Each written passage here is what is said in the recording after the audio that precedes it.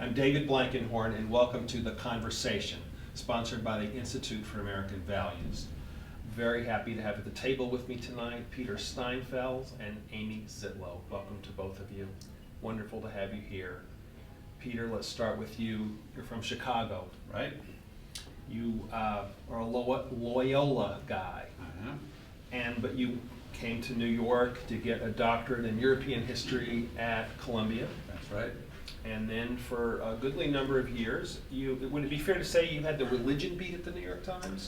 For about a decade, later on from 1988 on, I was the senior religion reporter at the Times. And you had a column? I started a column in 1990 on religion and ethics that ran every other Saturday. Right. And it ran for 20 years until I decided I should end it there rather than end it when I had some fight with my editors. Yeah. I love the column, by the way. Thank you. I thought it just had so much kind of theological seriousness to it, you know. I mean, I like the columns now, the belief columns, but they seem to me more sociological. They tend to be more human interest. Yeah, and I love the way your columns were always interesting. That's because I'd rather read a book maybe than talk to people. Yeah, that's right. That's right. And in addition to that, for many years, you've been off and on editor, writer, contributor, and then with your wife Peggy, I guess just a general leader of the journal Commonweal. That's right. The oldest journal of Catholic opinion in the United States. The oldest one, independent journal. In other words, it's lay. It's a lay, edited, published by lay people. It's not supported by any religious order or any other agency of the church. And would it be fair to call it a journal of liberal Catholic opinion? I think that would indeed be fair. On politics, culture, and the arts. Right. Okay.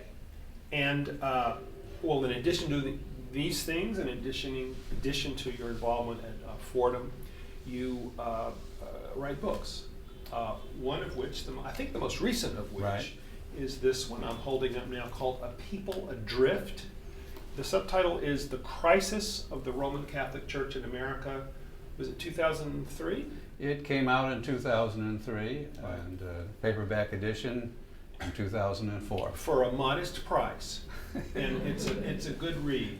And now, is it true your father was a church artist? That's right. He was a liturgical artist and did a lot of work in the Chicago and also the Detroit areas. Well, a liturgical artist means like windows and well, he designed windows, but he did murals, mosaic, a few opportunities to do fresco, a lot of different things. Stations of the Cross, which are a usual feature in Catholic churches. Right. But he also did work for other institutions, many of them Catholic, right, not all, seminaries, schools, so on. Right, great. Do you consider yourself a liberal? Yes, I'm a strange beast. I am, as you suggested, a Catholic, pro-life, liberal Democrat. Some people would say that's a contradiction in terms, but I would consider myself a liberal. I would insist on it. Yeah. Several years ago, you wrote a really interesting article in Commonweal called Reinventing Liberal Catholicism. And there was a sentence in it that I want to read back to you now. This is always dangerous because I can't remember these things in the past. Your sentence said, always read the books of David Blankenhorn. No, it didn't say that. You said, liberal Catholicism is increasingly homeless in American politics and culture. Right. What did you mean by that? Well, I think it was caught between a general trend in the Republican Party that certainly was at odds with liberal beliefs about government responsibilities, the safety net, the interplay between market and regulation and so on. So in the larger polity. Right. And on the other hand, the Democratic Party that had more and more taken positions on cultural and moral issues that I think a lot of Catholics, liberal as well as conservative, had problems with. Mm-hmm. And what about the intra-Catholic discussion, liberal conservative? Do you view, or do you think liberal? What is your sort of overall assessment of the role of liberal Catholicism in the larger American Catholic discussion today? Well, I think that when I wrote this book, starting in 1997, published in 2003, one of the major issues I was addressing was the question of polarization within Catholicism, which sort of mirrored polarization within the political culture as well, but didn't line up exactly.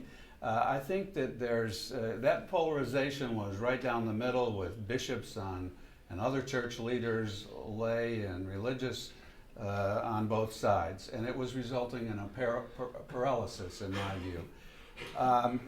There's less polarization these days on the level of the hierarchy because many of the appointments in the later years of Pope John Paul II were more conservative.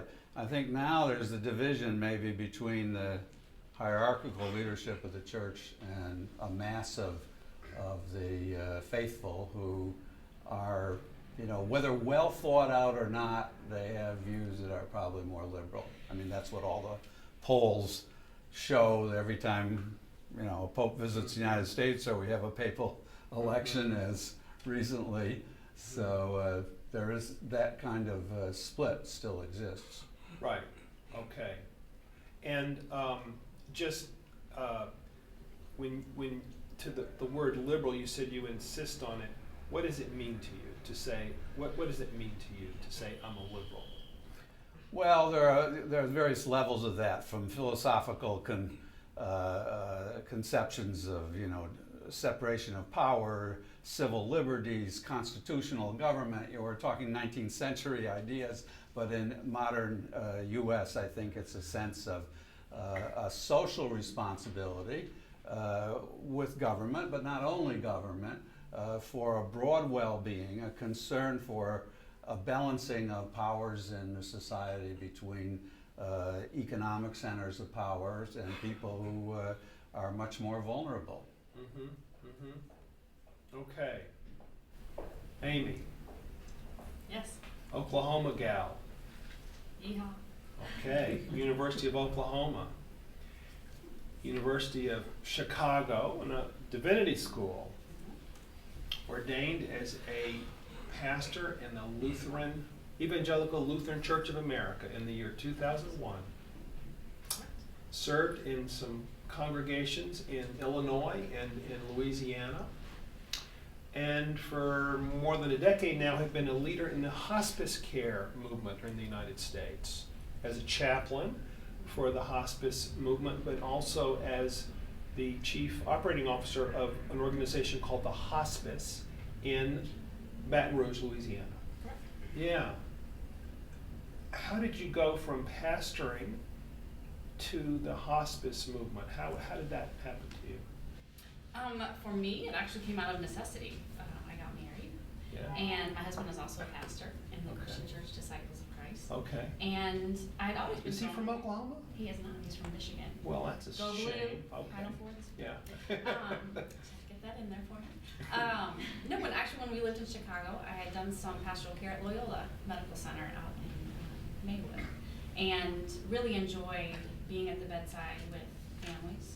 Found that to be a space both to help create a space for the holy to be experienced. I found that both to be a privilege to be able to do that, but also very much blessed me doing that. So once we got married, I did serve a congregation part-time, and then sort of fell into hospice and never thought that I would spend my time thinking about death and dying. But found as I entered into people's homes and really fell in love with an interdisciplinary model of care. I had never really worked with people that thought so differently than I did, nurses and social workers, home health aides, physicians, all of these people coming around a table and genuinely putting a patient and their loved ones at the center. And I fell in love with that model. Yeah, that's nice. And now you're a wonderful colleague here with me and others at the Institute for American Values. It's wonderful as a scholar here. And you were a ballet dancer. Mm-hmm. What was that? What this started as a little girl and Yes. just When I was 3, started taking ballet, and I think I fell in love with the bar. I think the discipline of The bar. the ballet bar. Yeah. Yes. Yeah. Not That's the different than Bologna. one for Yeah, right.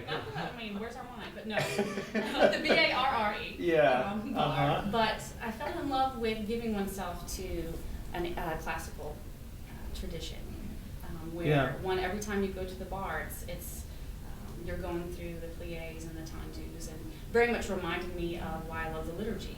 Coming back to being in the Lutheran church, that the liturgy is something to which you give yourself, and in your words and in being embodying the text is a way of, it's the work of the people. So I think it's always been sort of that thread. Yeah. And do you think of yourself as a liberal? I do. And what does that mean to you to say that you're a liberal? Yes. Well, I actually, as I was thinking about this, I think of it more as a dance. And as I look back on my life, I think life is lived as a dance between both discerning and speaking and claiming truth, with balancing that with maintaining relationships.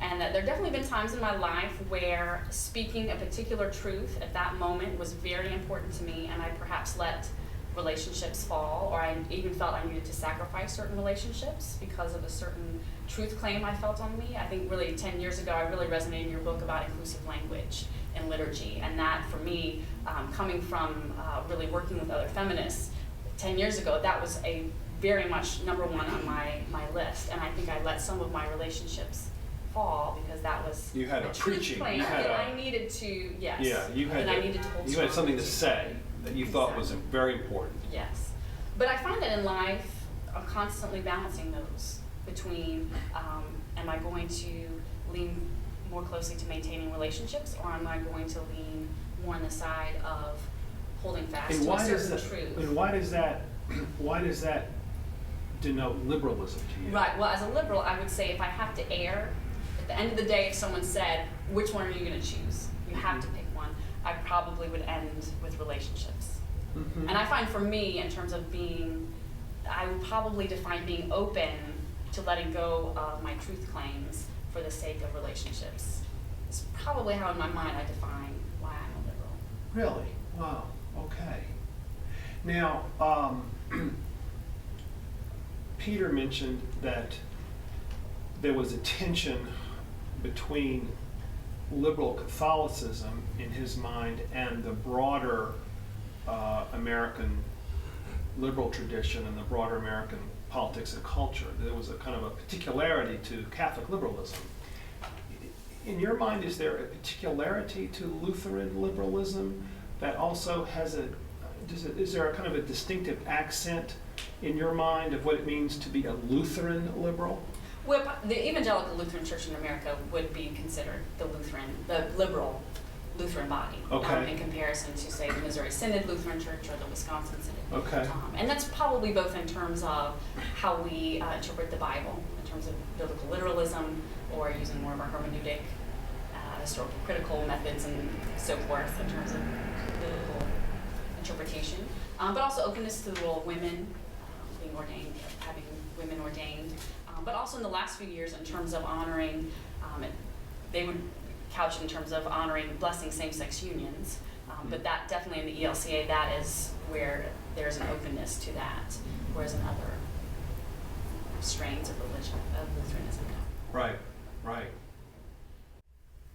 Well, let's get into our question for the evening very directly, which is, will liberals help to save marriage? And the last person who sat with me here at this table was Rusty Reno, the editor of the journal First Things. I think it might be reasonable to say a kind of the conservative counterpart the sort of right of center counterpart to Commonweal's left of center. Would you Probably. think that fair? Among intellectual journals, yes. Yes. Yeah. Okay. Now, and it was an excellent conversation, and we discussed, he and I discussed whether or not liberals had anything positive to contribute to strengthening marriage, protecting marriage, holding marriage up as an important social institution. And his answer was no. Liberals do not have such a role, but liberals are unlikely to play such a role. I think he's a very engaging guy, and I think he said he would be happy to be pleasantly surprised, but he was highly skeptical that any such contributions of a positive nature were in the offing. Because, he said, to sum up, he said that liberals always said no to saying no, would never say no to any claim, and that the liberal project with respect to marriage was a gay rights project, not a pro-marriage project. Gay rights being a project of libertinism and sexual liberationism, and marriage being about restraints, and liberalism can't really be about restraints. So therefore, I think it's fair as a summary to say that he felt that the outlook for liberals to contribute in any positive way to the renewal of American marriage as a social institution, he thought the odds were slim. So, as a follow-up to that, I'd like to just explore that with you, all three of us, and take a few minutes to think that through, to think about both the positives that liberals might bring to the American marriage discussion, but also, let's maybe in the spirit of Rusty's analysis, let's begin with some of the weaknesses. So let me just mention something that I took from an article of yours, Peter, from several years ago. You talked about what you called the crisis of inclusiveness within liberal Catholicism. Now, in the article, you weren't really talking about the marriage issue. You were talking about the difficulty within the liberal Catholic tradition of sort of establishing boundaries, of saying who's in and who's out, who's a part of our project and who isn't, what are the rules here that we're all supposed to abide by.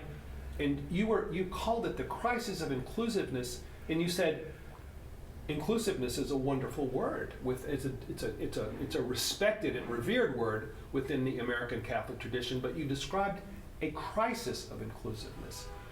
I wondered if you could, and it's been a few years since you published that article, but I wondered if you could reflect on that now for a moment, maybe in light of the marriage debate that we're having now.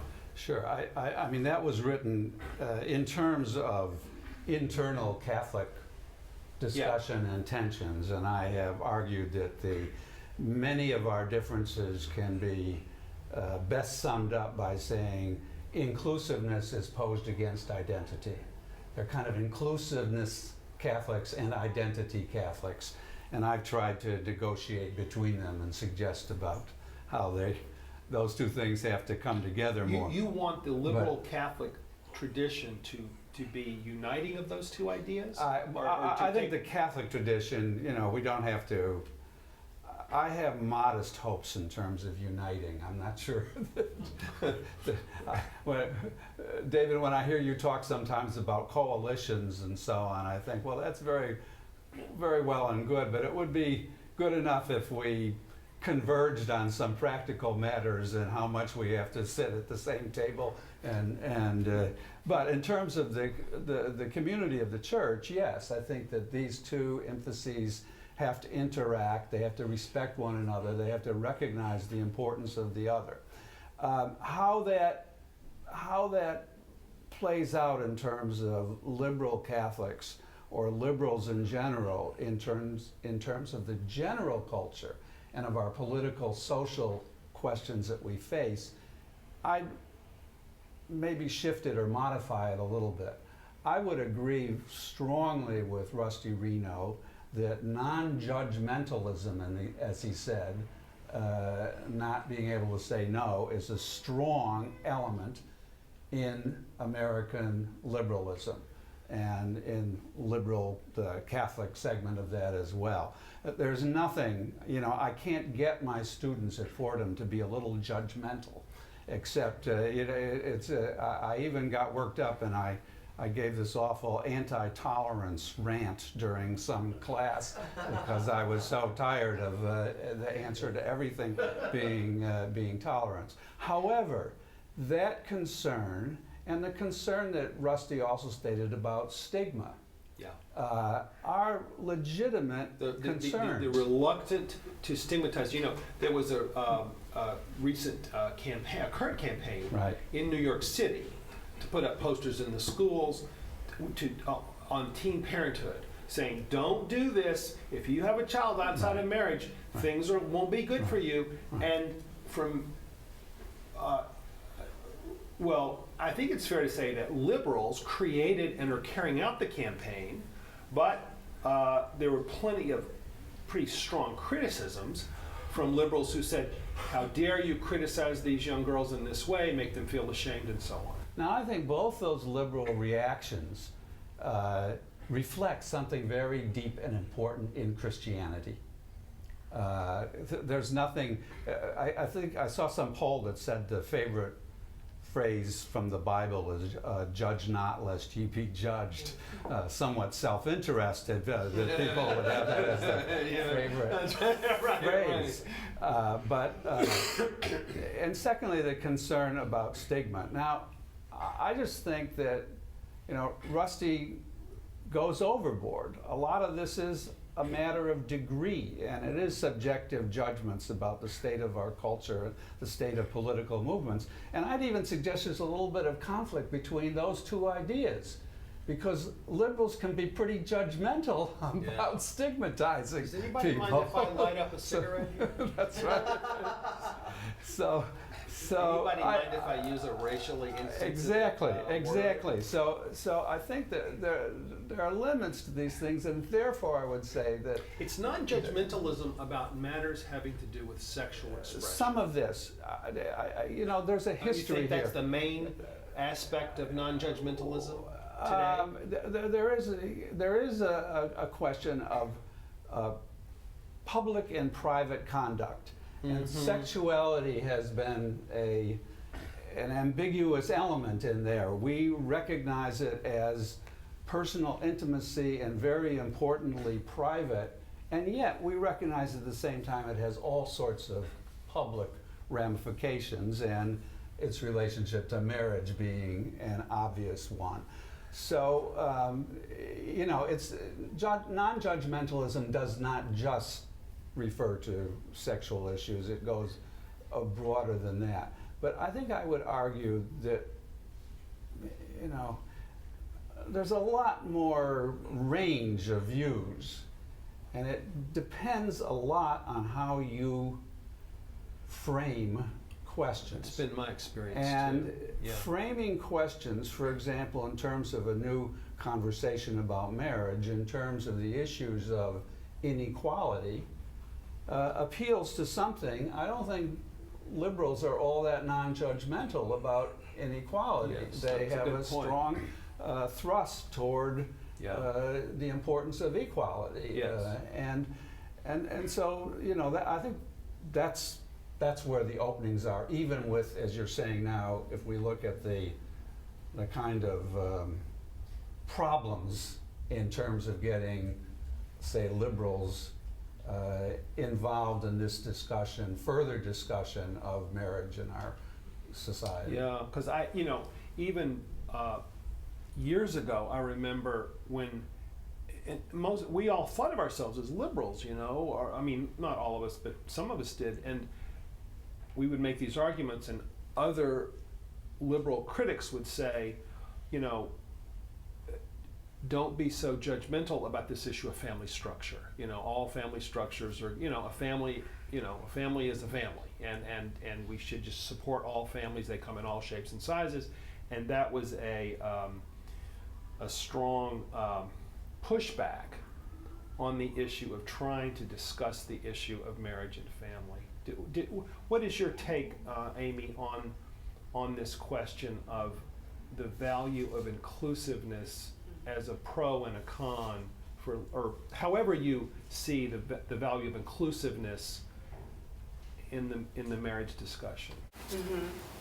Well, I mean, I think I like, Peter, that earlier you mentioned that I think liberals have a heart for the vulnerable. And I think in terms of when I hear about inclusiveness, I think that there's a strong thrust to how can we continue to be inclusive of all vulnerable voices. And that happens at this window of time to be our gay and lesbian, transgendered brothers and sisters and neighbors. But that I know part of why I am a signatory to the call is because I feel that there are other vulnerable populations that are also, in another sense, we create policies and practices that make them unmarriageable, so to speak, and that thus in this day and age means less than human. And so in terms of being inclusive, it just continued to broaden those circles. But I think when we talk about judgment, it helped me actually in the business world to be able to talk about best practice. And that was a very helpful way for me to talk about identity and make judgments about what would be best practice in this situation. But as I'm sure you can imagine in hospice, I never served a family that was best practice. Right. We're all making do the best that we can. Right. But we had to have some language to be able to talk about Best goals. You're saying best practice was a language that helped you and perhaps others be able to make judgments about what is preferable that didn't seem condemnatory of others or dismissive of or dismissive of their humanity. So best practice would be you die 100% pain-free. You are surrounded at your bedside by the exact people that you want at that moment. And you know who those are, and they know that, and they are willing and able to be there in the way you would want them to be. Transform that to raising children's needs today. Right. Best practice. So, we can talk about best practice for children, but I think I would always then again err on the side of relationships to say, but that's also who are real families. So to ensure that even as we talk about best practice, that we can go and be able to actually support families who want to find ways to express some variation of that best practice. But in saying that there is a best practice doesn't mean that we all fall short. Yeah. Of that. Bill Galston, I think you both know, chairman of our board of directors at the Institute, a leading liberal philosopher and political leader for a long time. I called him to steal his ideas for this conversation. And he said something very similar to what you just said. He said, well, liberals acknowledge the value of care and concern for every individual, that we all count, and that everyone is deserving of our care and concern. And then he called it the requisite to what are the social structures and what are the ways that we do this? You're using the term best practices. He said, okay, so if we particularly care about the well-being of children, who are very vulnerable people in society, dependents, what are the forms that help them most likely to thrive? And so his argument was that was a way, and he said the same thing you did about you can't, in a liberal discourse, that cannot seem like the innies and the outies and the sinners and the saved and the good and the evil. It has to be within a context of recognizing, supporting the broad range, but you can talk about what is best. You can talk about forms, family forms that are better for children than others. Do you feel comfortable saying that? Some family forms are better than others? Yes. No, I mean, I think... Do you feel comfortable saying that? Yes, I do, but I think that kind of statement, there's a problem here of making generalizations in terms of across populations and averages, and then taking that kind of generalization and suggesting that it applies to this household or this And family that it or another preordains- one. it preordains outcome for your And that's children. That's where Right, because Amy's it point. doesn't. That's where Amy's point about relationships. I mean, those are relationships with real individual people and not just populations that we're talking about. But yes, I'm not. I'm quite comfortable with saying data may prove me wrong over 50 years. I don't think I will be there to find out about that. But in general, it seems to me that two-parent households have great advantages, I think, from what we know empirically, what we intuit, and so on, in terms of the flourishing of children. Right, right. And in terms of, one nice thing about the call for a new conversation is it's not just about children in terms of, Yes. of well-being of life, including at the bedside of the dying people. This is... Amy and a couple of others were the leaders in helping us think about the importance of the life cycle perspective on this for the document, and I think that was a real plus, because you're right, it's not the only thing. It's important to think about families with young children, but there are plenty of other families, and there are plenty of other parts of the life cycle.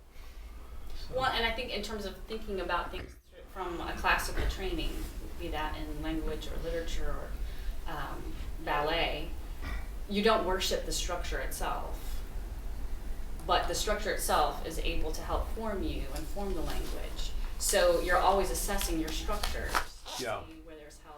Yeah. A good teacher makes all the difference Yeah. in terms of how you interpret Yeah. that structure. Right. So I find the structure of your family to be necessary, but it's not something to be idolized. Yeah, there's used to be and still is to some degree debate in family studies between people who emphasize family process versus people who emphasize family structure, and I was always a structure guy, and the people on the process side would say, but isn't process really ultimately more important in terms of what actually happens to people? And the answer to that, from my point of view, was always yes, it is. Of course it is. But what is an important determinant of that process? So if a process is you want a trusting relationship with your father, and the structure would be your father isn't there at all, he's on the other side of the continent living with his new family, what does this tell us about the relationship between structure and process? Oh, you're right. You don't worship. Amen. You don't worship structure. Structure is an instrument toward trying to get a certain outcome. No, I was talking with Naomi Kahn, that's who I think would fall on more the process side. And she was and I love her words. She says, I really want to focus on families that have emotional maturity and stability. And I thought, amen, yes. But I know in my own background, if I came to my ballet teacher and said, I want emotional maturity and stability in my dance, she would say, go to the bar. Go to the bar. That's Go- what. That's we'll right. See you tomorrow. That's we'll right. See you the next day. Structure, We'll see you the structure, next day. structure. So you must have the willingness, but Yeah. the ability also comes Yeah. through Yeah. living the structure. Good. Good. So I'm drawn to that conversation. Well, let's talk about another thing and see if you, what your thoughts are. Another possible liability. I view it as a liability. Maybe the two of you don't, and I call it the problem of economistic thinking or economism. And that would be that I'm not sure why, but for some reason, liberals often tend to think of the problem of the family as fundamentally an economic problem. That is, that the family itself is kind of epiphenomenal, that what's really important is to get the economic things in society right, and everything else then will pretty much take care of itself. So when I was wandering around being a jukebox for fatherhood and marriage, I would constantly, people say, well, that's all well and good, but what we really need is full employment, economic supports for all families and so on. And I don't know whether this comes from the lingering influence of Marxism and socialist thought on liberal thought, the economic base and the cultural superstructure. I don't know where it comes from, but I see to me, it's often a problem when trying to speak forthrightly about issues of family structure or family process either, for that matter. Sometimes the liberal response is, oh yeah, but let's talk about the economic issues. Let's talk about the really deep, important, what do you make of that as a liberal liability? I'll start out as a liberal by saying yes about full employment. Yeah. See, there you go. That's your family agenda. Full employment. Absolutely. Right. But for all sorts of reasons other than just economics. Okay. In terms of work, dignity, structure of life, all kinds of things. You don't agree that it's a problem? No, I'll get to that. Okay. I do agree it's a problem. But I just wanted to begin with that. I just, I think in terms of the male role in particular, the male unemployment situation and for those with a high school education or less is really grave and central to this whole question. However, yes, I think that there is an economistic direction or focus. Part of it has to do with our maybe just sloppiness at distinguishing between government efforts, which is where a lot of liberals have tended to concentrate because they saw it as a balance to the market economy and economic forces. So they focus on government policy, and there are issues there about government policy as to what it should do about kind of inner family behavior and structures or process. There are problems there that we have when we're using the coercive instruments essentially of government That's that true. I think Yes. that make people say, well, let's do what we can with the economy. Now, what gets left out of that often is the civil society, Yes. the levels of non-governmental organizations that can shape a culture, everything from the media and mass entertainment and above all religion. Those things have to be brought into the picture, and I do find it frustrating that so many of these discussions get into a kind of false dichotomy with people saying it's the cultural issues. Charles Murray saying it's the cultural issues, and other people saying no, it's the economic question. How about both? What about it? Could be How both. about Yes. both? Yeah. How about the mix? Yeah. The mix of those remedies and who should do what are very important and can be debated. Why do you think it is that liberals tend to focus on the economic issues? And you gave one reason, because you say that liberals are looking for tools at the disposal of government. I think that's important. They have certainly since Whereas the Progressive era and the New Deal. Conservatives are going to focus typically on at least a certain strain of conservatism. Burkean conservatism is going to focus on the culture and the state of the civil society. Right. No, I think that's true, and then we get into an interesting discussion about liberal religious bodies, for example, and I'd be very interested in what can a mainline liberal religious body do in terms of the contribution to the strengthening of marriage that you wouldn't want necessarily to ask the government to do. Any bells ringing in your head on that point, or? Well, I think my mind went to more, from a parish perspective, and having conversations about, I'm thinking even 10 years ago, using a wonderful curriculum called Journey Together Faithfully, where we brought people together to talk about marriage, talk about sexuality, which is not something people normally want to talk to their pastor about, but we did it. But I think people came together thinking they were going to be talking about gays and lesbians and same-sex marriage. Kind of cultural politics issues. Correct. Yeah. But when we got together, there were deeper existential issues. That was really more symptomatic of a much deeper source issue, which was to really own that humanity in general is very uncomfortable with embodiment, just being bodies, and what that means both in its limitedness and its giftedness. But we're also very fearful of the other, and coming back maybe more to that inclusiveness, but of those who are foreign to us, especially if that is expressed bodily. And then we still have a deep desire for certainty. So you bring all that together into a room and talk about economics, or talk about class, talk about gender, you have that whole soup coming together. And I found unless you have a lot of time, which I think thankfully in congregations you often do have more time, and a higher level of trust. You can build possibly. relationships over time. Yes, life can come from that. Yes. Growth, new insights, Yes. new ideas for ways to reach out in practical ways, sometimes economic, sometimes not. But you have to have that time and I'm trust. so struck that you define liberalism for yourself as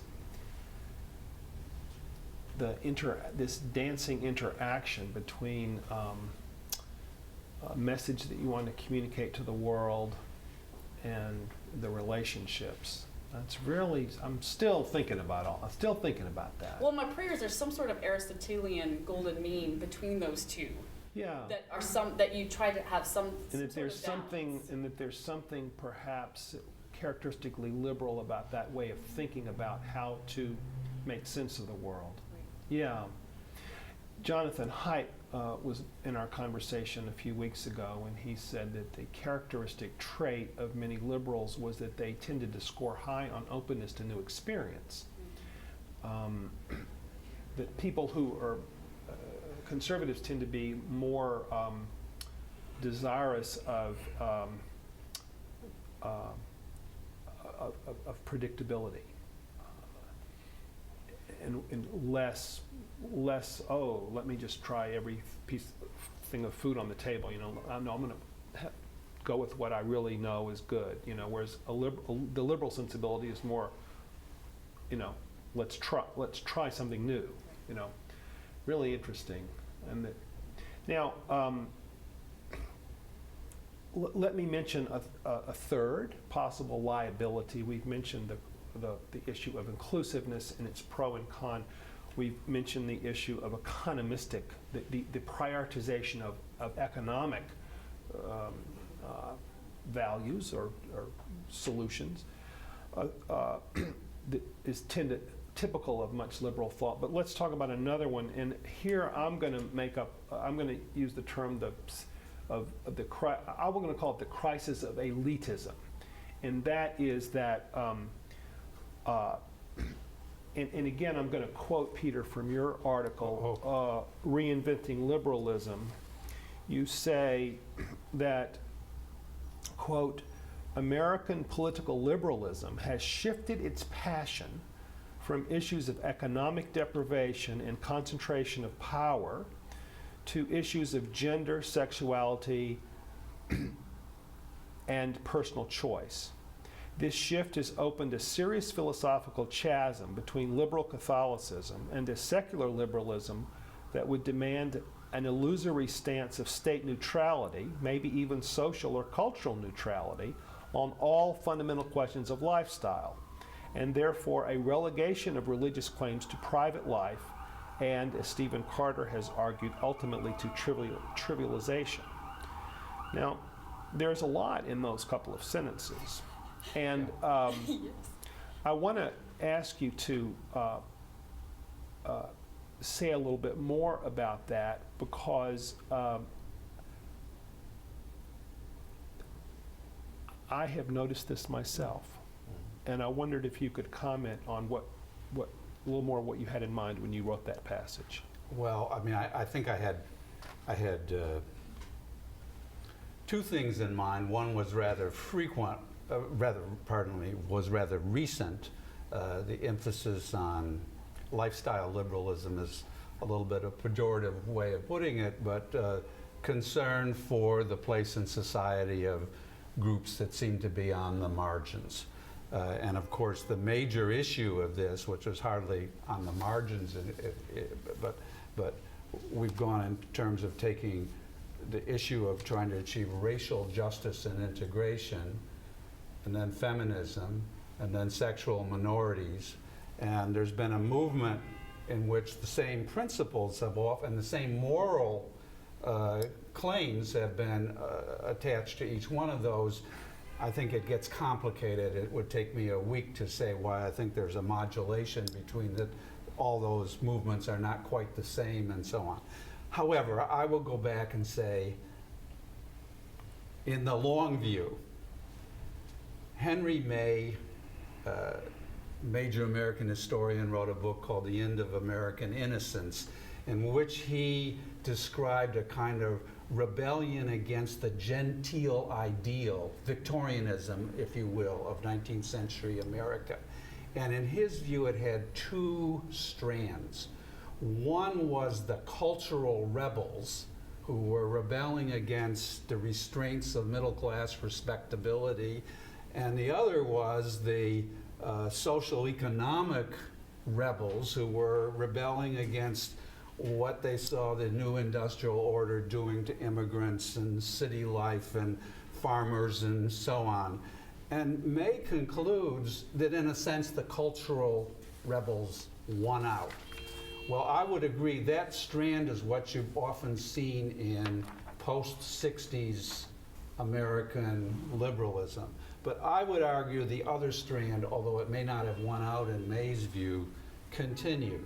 The social gospel movement continued in mainline Protestant Christianity, continued in Catholicism, whether liberal or not, continued in a lot of other aspects, whether it be the labor movement or other things. But has become somewhat overshadowed. But has become somewhat overshadowed by a kind of emphasis. Lifestyle. Just to push this point a little harder, wouldn't it be fair to say that, because see, if you're a liberal in good standing in America today, and you just go about your daily life, you are very likely to bump into plenty of people who are passionately and personally committed to gay rights. You are unlikely to bump into too many blue-collar people who care about their standard of living being eroded by something or other, and are the problems that are going on in their community with crime and so forth. In other words, I don't want to hit this too hard because liberalism is a coalition. It's not all one thing, but there isn't. Haven't we gone uptown a little bit here? I think that maybe the high point of that was quite some while ago. Quite frankly, with Tom Wolfe's attacks on limousine liberals or whoever had that phrase that got tossed around. However, and it matters where you're standing, whether you're standing in a Rust Belt city like Cleveland or you're on the Upper West Side of New York. But blue collar, but liberal elites are unlikely to be standing in the Rust Belt. They're very likely to be. If you say liberal elites, you already added another word into the term. Well, say it in your way. But I do think, that liberal elites who have an influence on the thrust of liberalism generally, partly because of money, they fund a lot of things, have had a bias toward concerns for cultural lifestyle questions and opening up space in society for groups that by their various attributes were on the margins. Which made liberalism blue-collar, lunch pail liberalism of the New Deal and post-World War II America was overshadowed by that. Now, I think you'd have to write the history of this, which gets into the 60s and a lot of very important movements, of which feminism, in my view, is probably the central one. And to understand this, but certainly there was a shift in focus. Now, I think that shift is, since the 90s, come back a good deal. You know, as I mentioned to you before we began this discussion, I was at a little meeting with Sister Simone Campbell last night to address nun on the bus. nun on the bus, and all her discussion about what the nuns on the bus were doing was not related to issues of what of the sort of cultural lifestyle questions that you've mentioned here. Middle class, blue collar, Right. broad-based Right. issues. Well, and my concern, I think, where we need to step up, and I know I write about this all the time, but is we live in a culture of mass incarceration. Like the current state of the incarcerated in this country is abysmal. I mean, we need passionate, smart people working on this issue. We're going to face a crisis in elder care in the next 20 years, and I don't see great work happening there. And that's if that's a product of liberal elites, then I want to go talk to whoever those people are. But to me, those are where I want to spend my energy. I mean, again, I don't want to make a caricature, but because this is to some degree been true, I think, in the conservative discussion as well. But since tonight we're talking about liberals, let's just say that there's been an enormous devotion, enormous pouring of passionate intensity and concern over a very important question regarding access to marriage for 4 to 5% of our fellow citizens. And nary a word that I have seen said about the complete disintegration of marriage in blue-collar and lower middle-class America.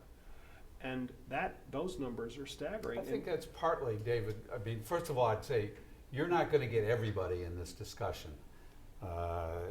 You know, there are going to be people on one side, there are going to be conservative religious folks who don't want to get in the discussion because they want to continue focusing their concerns about same-sex marriage. You're going to get elite liberals who are not going to be concerned with this kind of breakdown of marriage among lower income and less educated groups in the United States.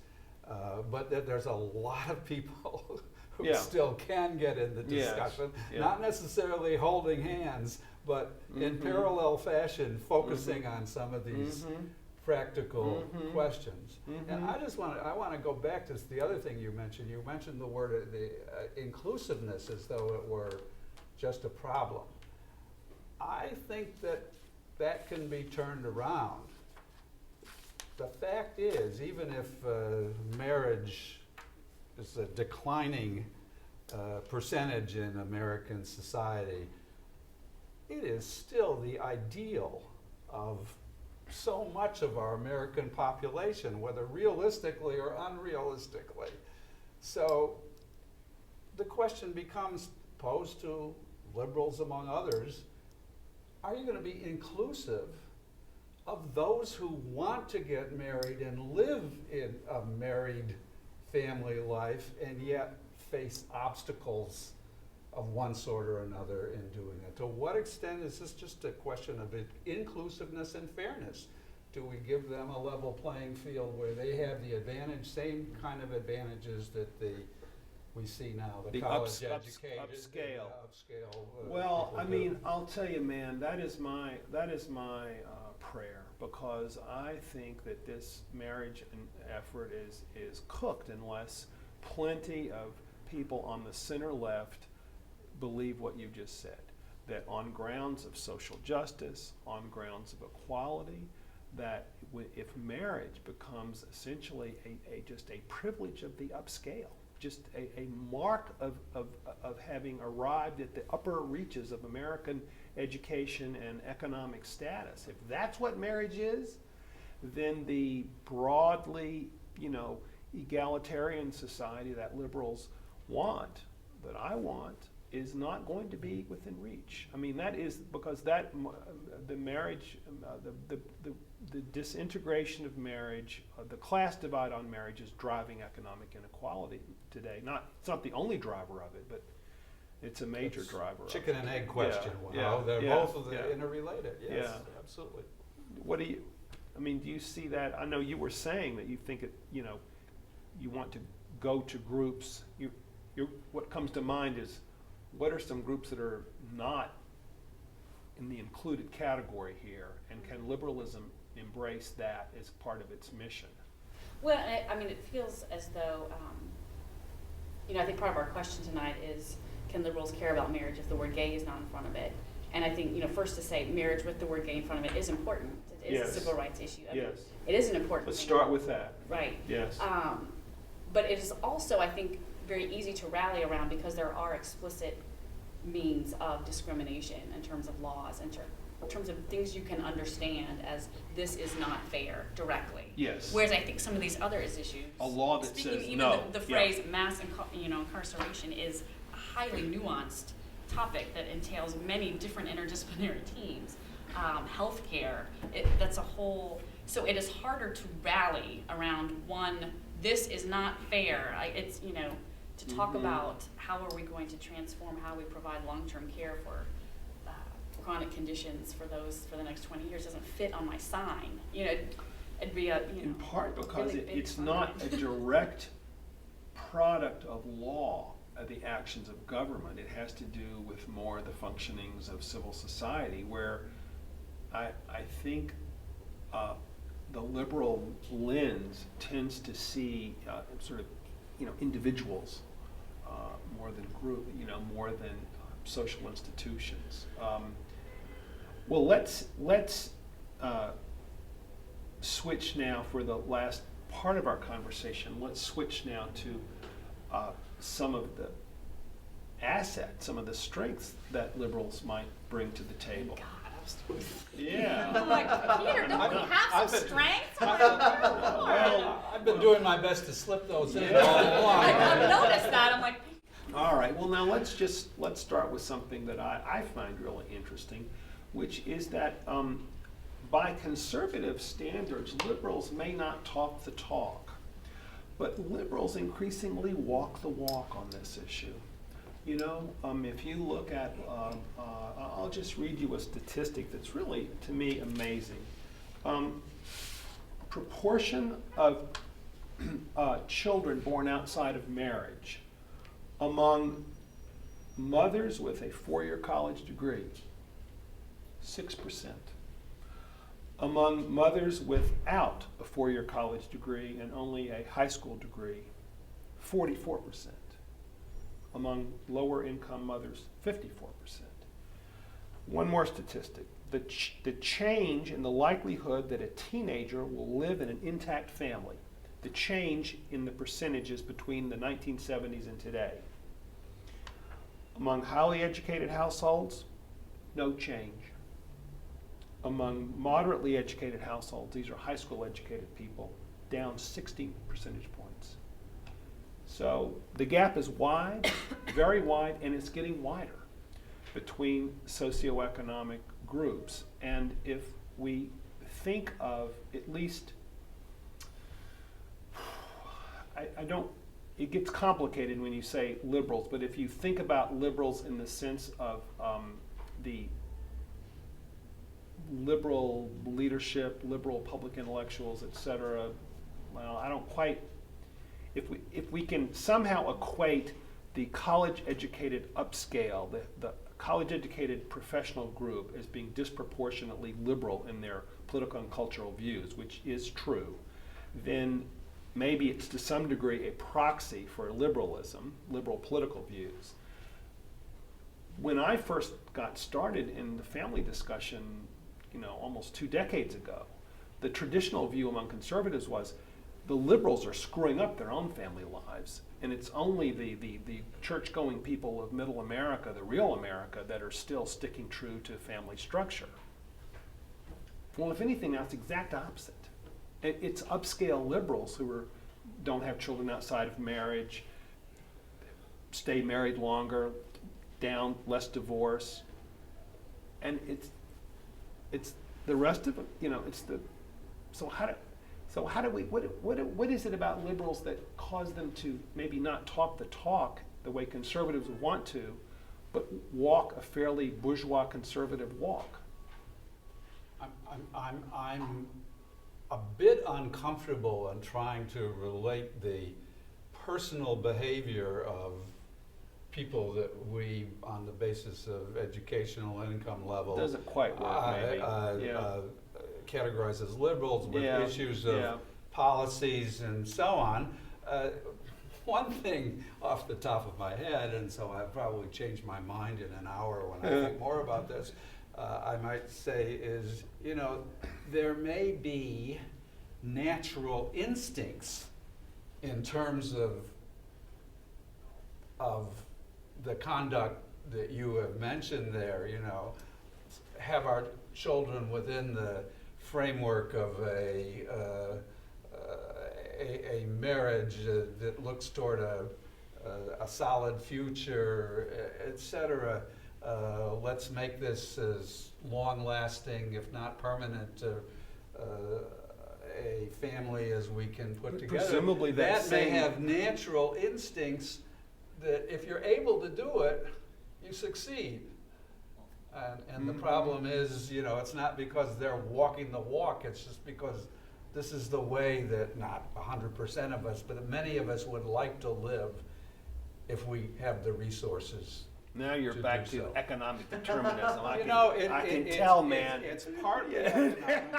It's partly economic, but it's partly cultural. I mean, you're talking about education. Cultural there. capital.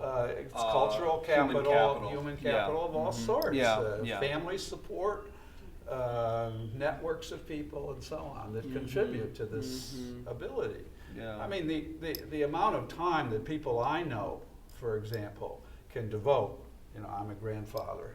To the education of their children, the best education of their children, you know, just, you know, not talking the private school business, but within the public school system, is astonishing. And people who are overburdened with just, you know, trying to keep their heads above water cannot do that. And that's, you know, a generational thing then. You agree? Well, I was thinking, I think to kind of compound that is there's a generational issue as well, that there was a certain time when divorce was on the rise in the 1970s, and I think, I mean, continuing to this day, the only segment of the population that continues to divorce, 1 in 5, is over 50. So those are those same people that 20 years ago or 30 years ago were getting divorced, or Well, you know, is so the that there baby- that yeah. kind of compounds that. That's true. And there are some economic issues in terms of what's happening with the middle class and the lower in the poverty class. But to me, I hear those numbers, and I also just think those who are getting married nowadays are both educated. I mean, their parents were able to help them access education, but they also, coming back to our structure issue, they, even though they had parents that loved them and invested in good process in raising them, they still suffered. And so they're choosing they're choosing a certain type of structure and committing to it. So I think about that as well. Yeah. Well, one of the things, Peter, that you brought up, and which I do think perhaps is a strong asset that liberals bring to the table, is a concern for social justice. And so we've talked about the question, or we've talked about this issue of elitism and of kind of a skewering of certain issues, but there's also that value of social justice and fairness. And so if people on the bottom end of the social and economic scale are suffering, and if we and if a working family system is going to help reduce inequality and promote a more broadly equal America, it becomes a social justice concern. I absolutely agree. I mean, I think the questions of liberal concern about equality and inequality, about fairness, and about trying to prevent social harm to the vulnerable can all be mobilized if things are framed If it's in a way. if it's done in the way. right way, if it's and you're done- again not going to get Let's talk about best everybody. practices. Yeah, but you know, if you see the people who signed your appeal and thought of 100 more Yeah. strategically located liberals, Yeah. someone else could point out the 100 conservatives and go after them. Yes. You may not get the New York Times editorial page. You might actually get some on the New York Times editorial page. Well, and you'll get other people other places. You'll get some politicians some places. You'll get some organizational leaders in Yeah. civil society, and you'll get some church people. And as the gay marriage issue becomes more in the rearview mirror, at least in terms of if liberals can be pro-marriage without worrying that people are going to think they're anti-gay, that's a change. And I think we should keep that in perspective. First of all, it's not going to completely go away by any means. Secondly, this was a conflict before that issue emerged. The Moynihan Report, that's true. which was the first raising this question of family structure and the relationship to male employment. And Moynihan had 1965. 1965. Yeah. He had many vulnerabilities that the way he posed this issue. He was a liberal. He was a self-described liberal. liberal. He Worked for presented President this- Johnson. He was presenting this as the basis for promoting a jobs program. Full employment. Back Full to this employment. economistic And it thing. came out at the moment of urban riots. Yes. It came out at the moment of all sorts of, and he hit a. And what happened to he Brother hit- Moynihan when he hit said a this? whirlwind of criticism as this was racist, et cetera, and he had made himself vulnerable on a number of points about that. Yes. I think that overall, underneath everything, he was probably right in the basic argument. So that started, before, and I think it had a lot to do with what you brought up with people shying away from this issue. For a long generation, time. no liberal And- would and- touch and- this issue. And the issue of The famous book by William Ryan, the issue of- blaming the victim. Absolutely, the issue of same-sex Moynihan marriage was was not even blaming on the victim. This happened Yes, before that. yes, so. you're absolutely right. That's a very important history, and it does show that the issue of just the way you said it. You said yes. The argument. To paraphrase, I heard you say yes. The argument can be made in a way that's compelling to liberals, but it has to be made in a certain way. It can't be made in a way that opens oneself up to this notion that you're being contemptuous of other people or dismissive of their humanity.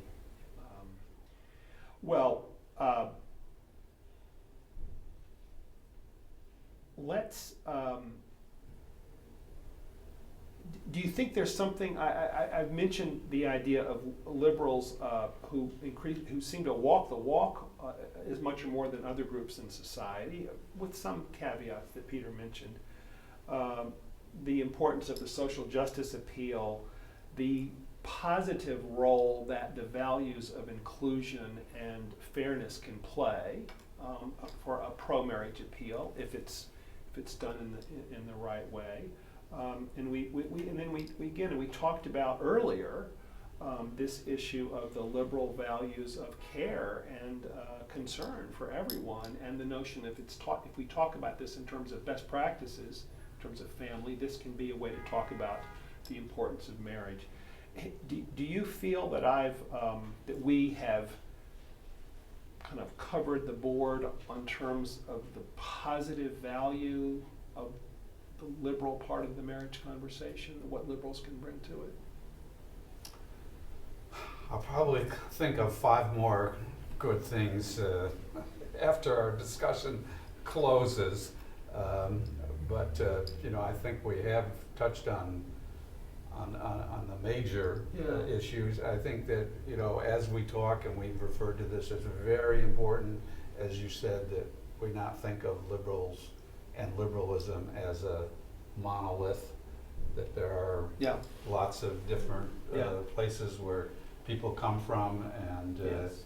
and that we. I've probably prejudice the discussion more in terms of the liberal elite stereotype a little bit. And liberalism is a broad coalition, and I think that's a point well taken.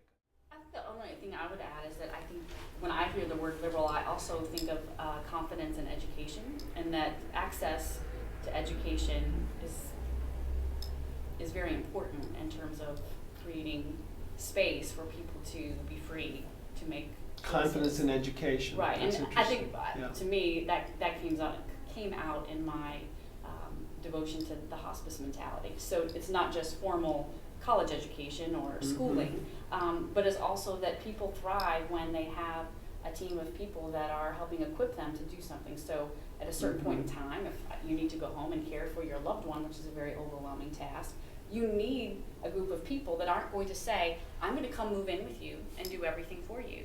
Yes. You know, that's not what we do. We come in and Yes. say, I'm a nurse, I'm going to teach you Yeah. how to do, you can do this. Yeah. You can manage these medications, you can help your loved That's one interesting. stand. We can Yeah. teach you how to do, Yeah. within your ability. And we meet everyone where they are, based on cognitive ability. It does not matter your education level, your language, I mean, I've just seen it happen across the board. And that when you meet people where they are and find ways to teach them within their purview, then they're free to be able to take ownership over the love and care and service that they're able to provide.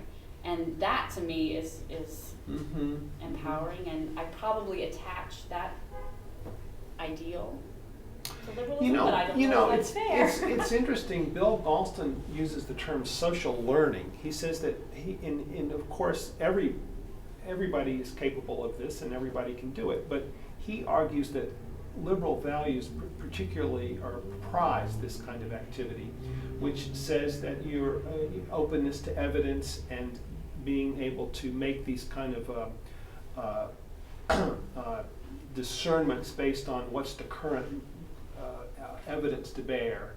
And he said that if liberals are going to criticize conservatives for not paying attention to the evidence on climate, how can liberals then not pay attention to the evidence on best practices in terms of family structure? And he says, well, in fact, liberals have paid attention to that, and there has been a switch toward more, compared to what the times that we knew Peter 20 years ago, when this was a much harder sell for liberals. But there's been an accumulation of evidence, there's been social learning, and liberals and others, I think, but we're talking about liberals now, I think have been a kind of prominent in both creating that body of evidence, but also persuading at least some parts of the country that this is real. This is a genuine, the evidence shows that this is what's the best practice.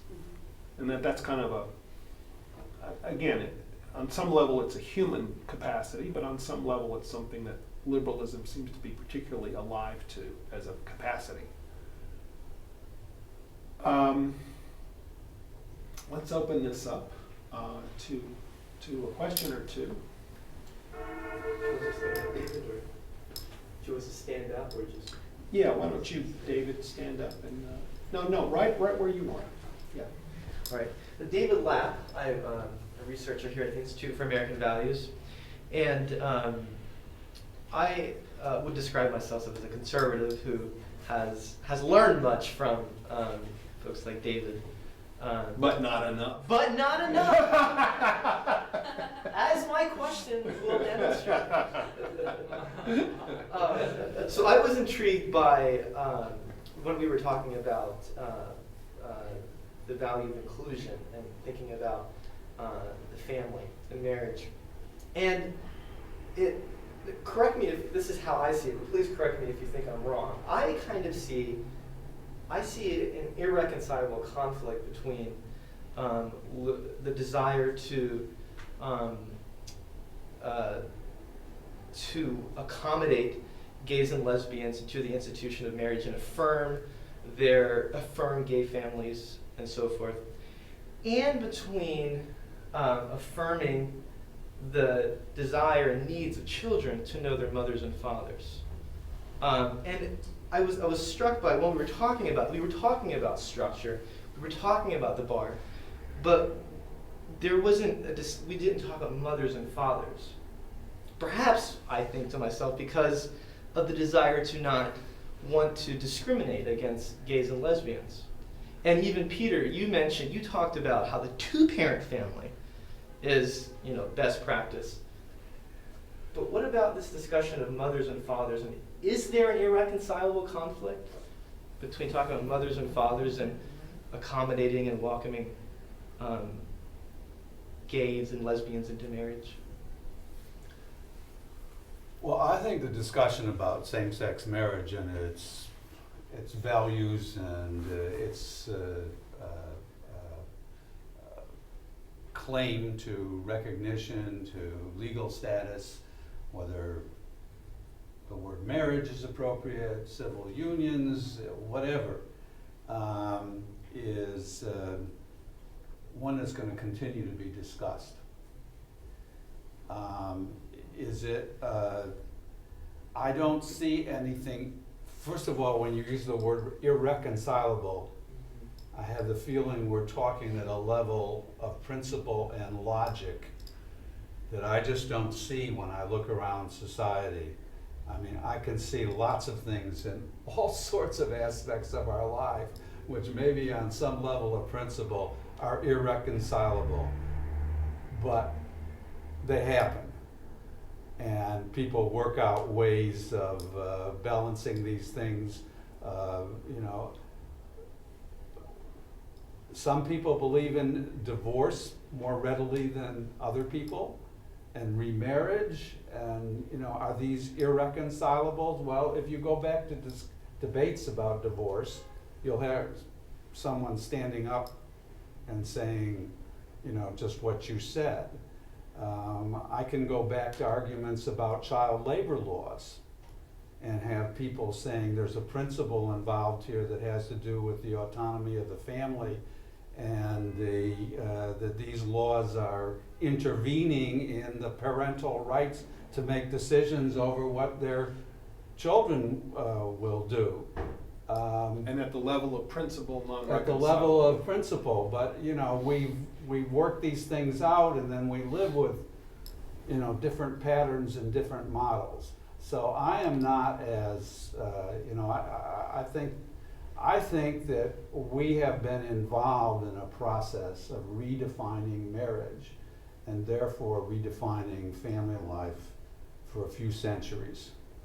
And in some ways, same-sex marriage brings to the surface switch in focus from family to couple. And that does raise questions, but it doesn't raise so many questions about same-sex marriage, perhaps, as it does about our whole evolution of this idea, which is not going to be reversed, and how we should work out the way the culture and society lives in this.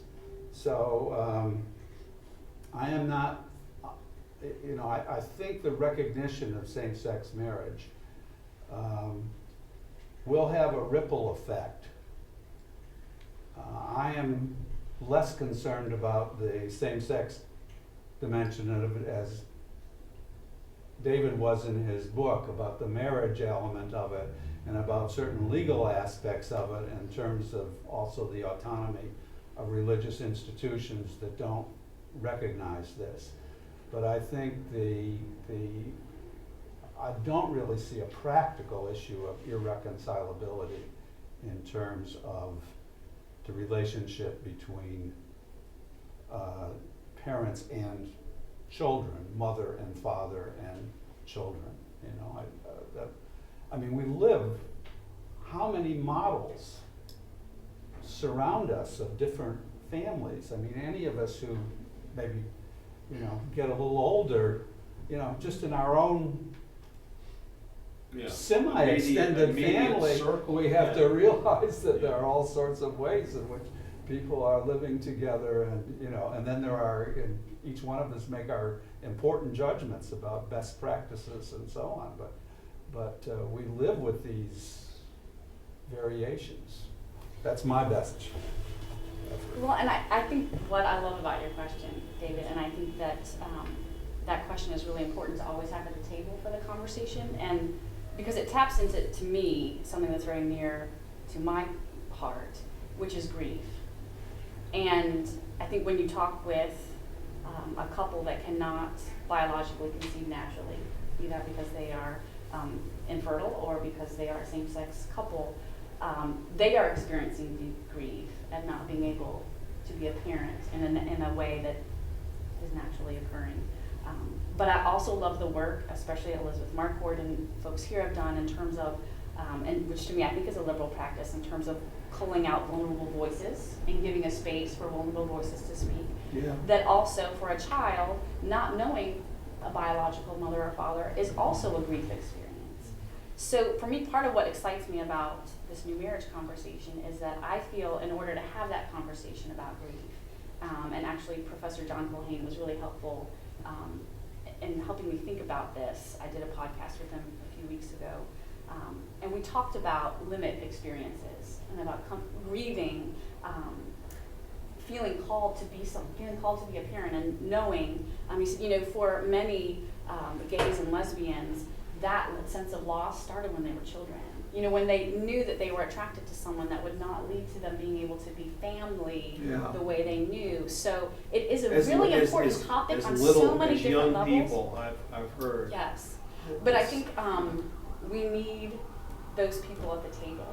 I think when I'm talking about this, I'm hyper aware that I am in a place of power and privilege, that I am heterosexual, I'm married, I have 3 beautiful children. That's From so. Oklahoma. I'm from Oklahoma. Yeah. Not from Kansas City. So to me, it's very important. So I think we have a lot to learn there from our brothers and sisters and neighbors who are gay and lesbian and transgender, to bring to the table to talk about grief and loss. And I think until we have have had more movement in this not being just a civil rights issue, we can't really have that conversation in a way that's safe, because I realize I feel safe having it, but I'm in a powerful position. Yeah. So my genuine hope would be to bring more of those vulnerable voices to the table and have them be able to define that grief and loss experience, and then think about, okay, if best practice is my child having a connection to their biological mother or father, what does that look like?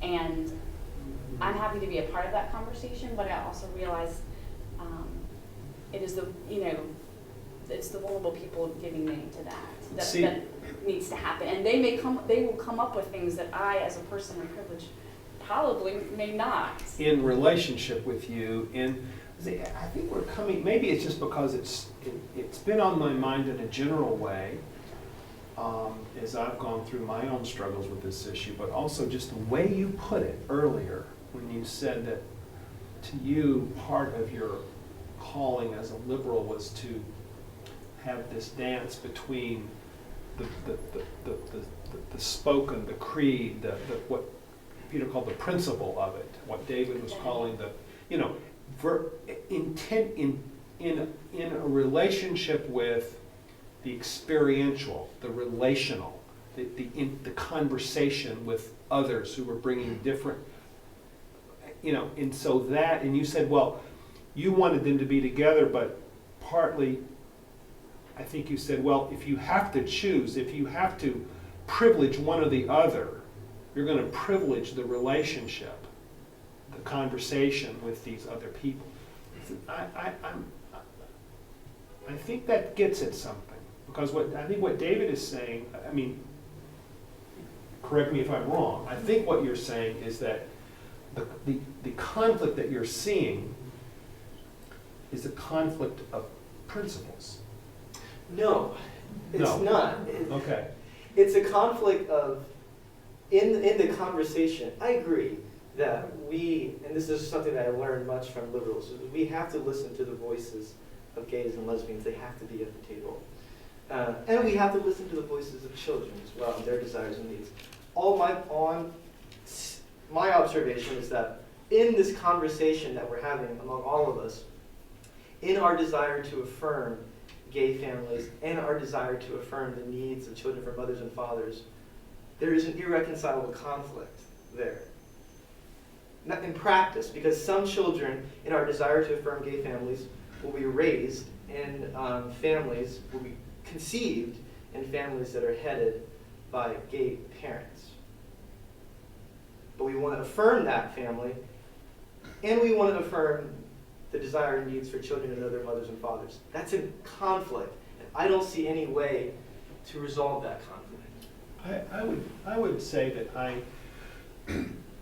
I see the point and can respect the point, and I think there's an element of truth to it.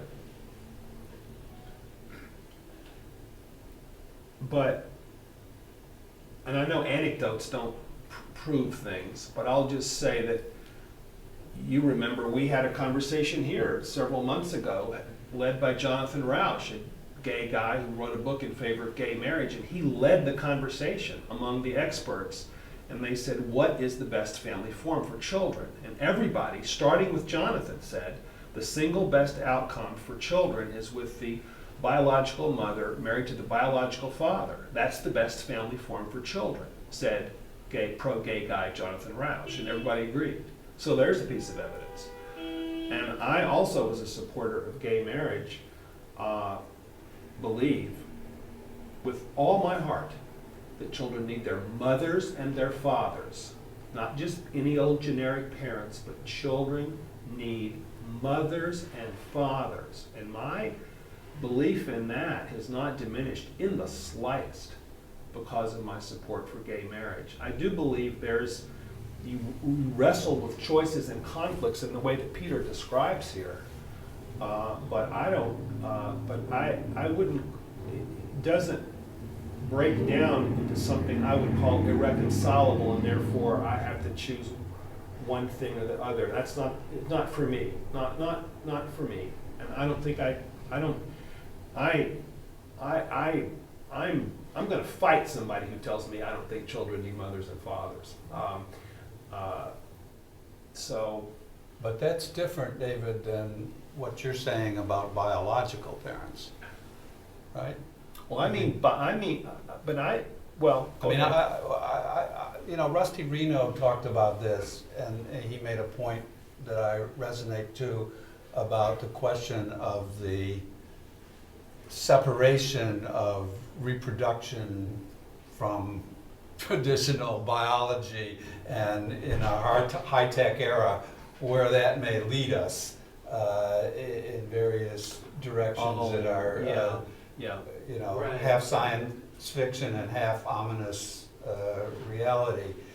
But when you say, biological, I think the fact is, I know many people who, even in my own case, who from the beginning of their marriage have said, should we have some mixture of natural biological children and adopted children, because there are so many in need of parenting, yes. and who have done that. Yes. And so that's, does that break the principle? In a way, yes, but it's another way in which we, put various things, various patterns together. Yeah. That's why I said, when you said mother and father, I said, well, this is Well, mother within the context of, yes, yes. mother and father. People Yes. are having, children, raising children that they adopt who are not their biological children. Yes.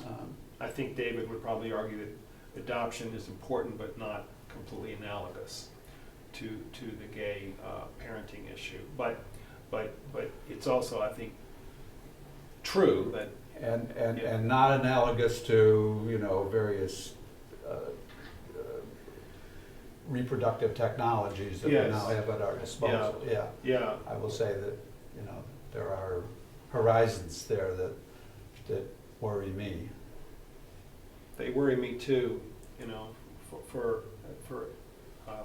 yeah. Sam, you got anything? In addition to the people in this room, we're also joined online by people watching this video on a live streaming event on www.conversationcenter.org. And we have a conversation going on there that's being moderated by Elizabeth Marquardt, Director of the Center for Marriage and Families here at the Institute for American Values, and Research Associate Amber Lapp. One of the commenters online had a question for you, Amy. Given that you prioritize the relationship over holding on to a truth claim, the commenter was wondering, what is the best way then to disagree on things that you really disagree on, like maybe marriage, as we're talking about tonight, or just on things that you disagree on? What is the best way to disagree?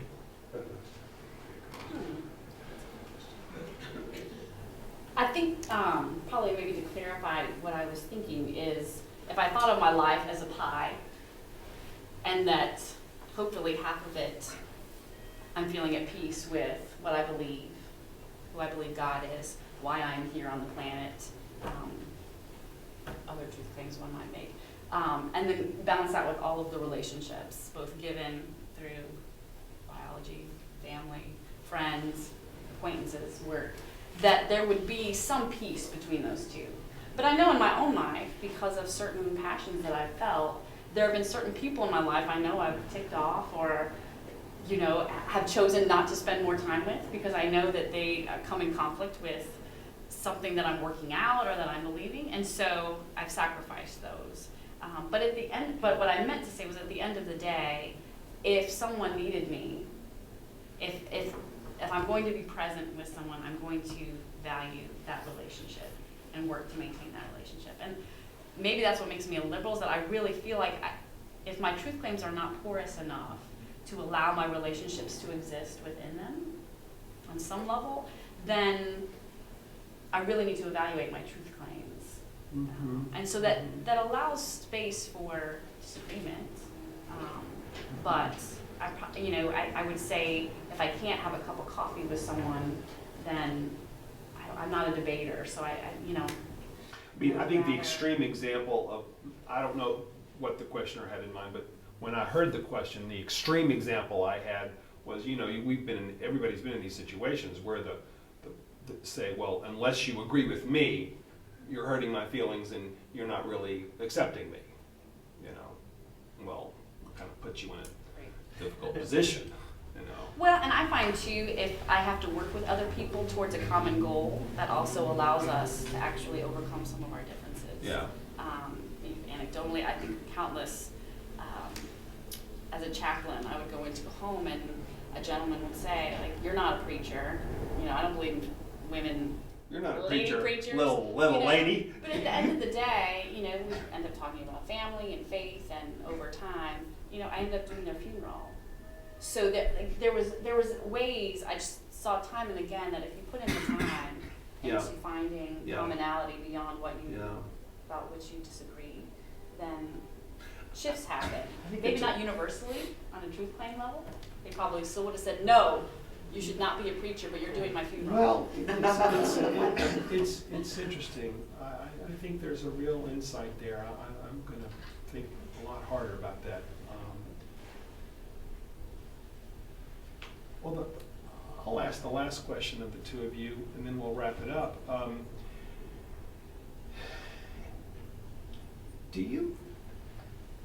We live in this hyper-polarized, hyper-partisan world where you just choose your team. You're either on the liberal team or the conservative team, and you fight your opponents. I think, in general, and with respect to marriage, that's a bad frame, and I think of it as like the value of having two arms. If I'm right-handed, I'm going to give priority, I guess, to my right hand. I'm going to do more with it. Maybe it's more developed, it's more versatile, and so forth, and I use it more. And if I'm left-handed, that's true of my left hand. But it really is valuable for the human to have two working arms, not just one. And so while a liberal may give priority to liberal values and liberal ways of seeing the world, the conservative palette of values and experiences are also really good to have. And the same is true if you're a conservative. And so I think of it as, do we want to just decide which kind of one-armed creature we want to be? Or do we want to have two arms, maybe with one favoring this way and one favoring that way, depending on taste and individuality? So when I think of the marriage issue, I never have ever thought of it as, is it supposed to be a liberal issue or a conservative issue, and I have to choose a team and then fight against the other team. I've always thought of it as in this two-sided way, that there can we're never going to renew. We might not be able to renew American marriage under any circumstances, but if we even have a tiny prayer of doing so, it will not be either a conservative project only or a liberal project only. It will be some broadly based mixture. And I'm sorry to give a little speech and then pretend that that's a question. I was going to say, that's such a good peroration, I don't want to do that. Yeah. Why not?